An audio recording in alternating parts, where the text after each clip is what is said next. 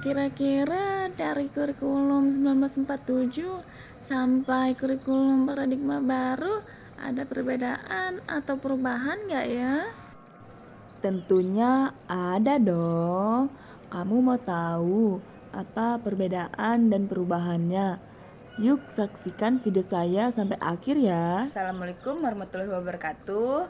Di sini saya akan menjelaskan mengenai perbedaan dan perubahan pada kurikulum 1947 sampai kurikulum paradigma baru.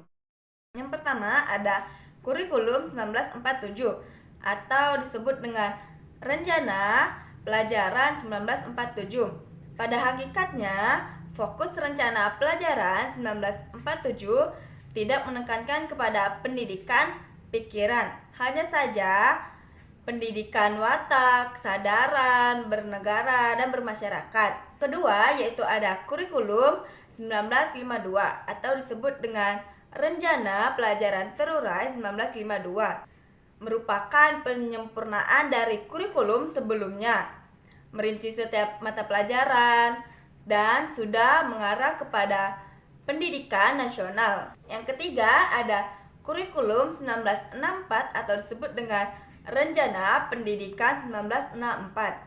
Pada hakikatnya kurikulum ini berisi pengembangan moral, kecerdasan, emosional, artistik, atau keterampilan dan jasmani. Yang keempat ada kurikulum 1968. Kurikulum ini bersifat politik dan menggantikan Rencana Pendidikan 1964 yang dicitrakan sebagai produk Orde Lama. Yang kelima ada kurikulum 1975.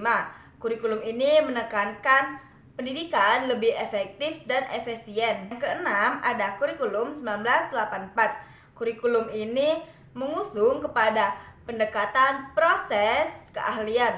Yang ketujuh yaitu ada kurikulum 1994 dan suplemen kurikulum 1999. Kurikulum ini merupakan hasil dari upaya memadukan kurikulum-kurikulum sebelumnya, terutama pada kurikulum 1975 dan kurikulum 1984. Yang kedelapan adalah kurikulum 2004 atau kurikulum KBK, yaitu kurikulum berbasis kompetensi. Kurikulum ini sebagai pengganti kurikulum 1994. Dari kurikulum 1947 sampai kurikulum paradigma baru memiliki landasan inil, landasan konstitusional, landasan yuridis, dan landasan filosofis. Tetapi beberapa kurikulum hanya memiliki beberapa landasan saja. Dari kurikulum 1947 sampai kurikulum paradigma baru memiliki struktur yang sama, yaitu standar isi, standar proses, standar penilaian, kompetensi inti, kompetensi dasar, mata pelajaran, muatan pembelajaran, beban pelajaran. Tetapi memiliki perbedaan dan perubahan pada kurikulum paradigma baru, yang dimana pada kurikulum ini materinya tidak terlalu padat. Dari kurikulum 1947 sampai kurikulum paradigma baru sama-sama memiliki prinsip adaptasi, relevansi, akuntabilitas, praktis, kelayakan, kontinuitas, dan akseptabilitas. Namun pada kurikulum 2004 dan kurikulum 2013 hanya lebih menekankan kepada kompetensinya saja, seperti sikap, pengetahuan, keterampilan yang sudah dirumuskan ke dalam berbentuk kompetensi, dan kurikulum paradigma baru lebih fleksibel. Itu saja penjelasan dari saya mengenai perbedaan dan perubahan kurikulum 1947 sampai kurikulum paradigma baru.